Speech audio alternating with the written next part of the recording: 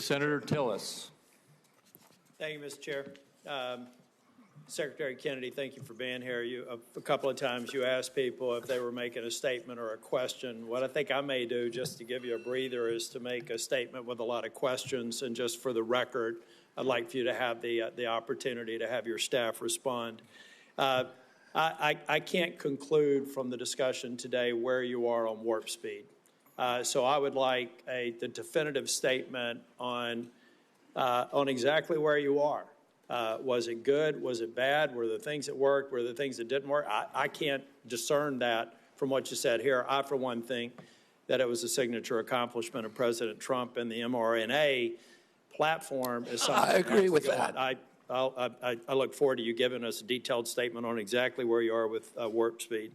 I'm not a doctor. I'm not a trial lawyer. I'm a boring management consultant. Another question that we'll submit in the record, I'll give you directionally where we're going.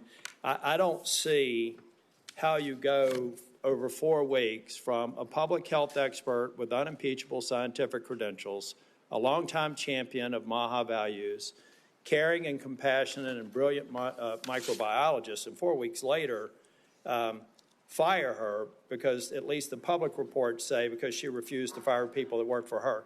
So as somebody who advised executives on hiring strategies, number one, I would suggest in the interview you ask them if they're truthful rather than 4 weeks after we took the time of the U.S. Senate to confirm the person, just for the future nominee that we're going to have to consider. But I do also believe that some of your statements seem to contradict what you said in the prior hearing. You said you're going to empower the scientists at HHS to do their job. I'd just like to see evidence where you've done that, and I'm sure that you will have some.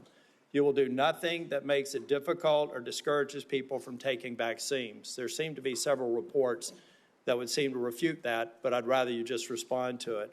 I'm not going to come here and impose my belief over any of yours. That, again, seems to be contradictory to the firing of a CDC director, the canceling of mRNA research contracts, firing advisory board members, attempting to stall NIH funding, eliminating funding for the $500 million for further mRNA research, and just want an answer for it. On HR1, I believe you know my concerns about HR1. I've had several meetings with, and HR1 is the big, beautiful bill, OB3, whatever the brand is. But I've got an office with 60 staff, including half of them in state office. I've had 3 different estimates of the economic impact on the state of North Carolina. Can I get your commitment? And I have been looking for somebody that's far more resourced than an office of 30 people up in here in D.C. to disprove my estimates with respect to the impact on North Carolina, period.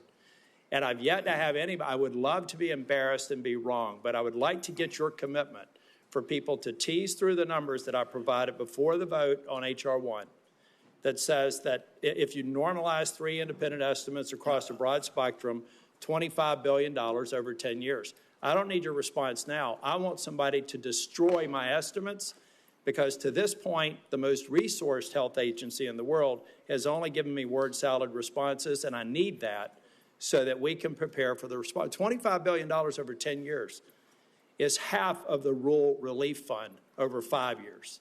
And so we just need to have that fact as a matter of policy so that we can go in North Carolina and absorb it. And I know every state's different, and I'm assuming every one of my colleagues here have done the math for their states, not focused on that. But I want you to destroy my estimates if they're in fact wrong, and I want you to acknowledge them if in fact they're right. That will come into question as well. Mr. Kennedy, you've stated multiple times in response to other members' questions that scientists were lying.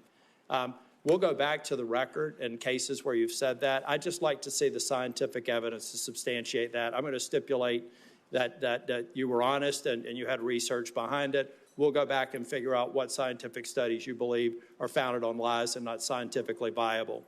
And then finally, I just want to give you an opportunity. Apparently in the exchange with Senator Bennett, you said you agreed with Dr. Levy's statements, who said that the mRNA vaccine cause serious harm, including death, particularly in young people. They said you agreed with that comment. Did you agree with that comment or not? I think that's true, yes. Okay, thank you. Thank you, Mr. Chair.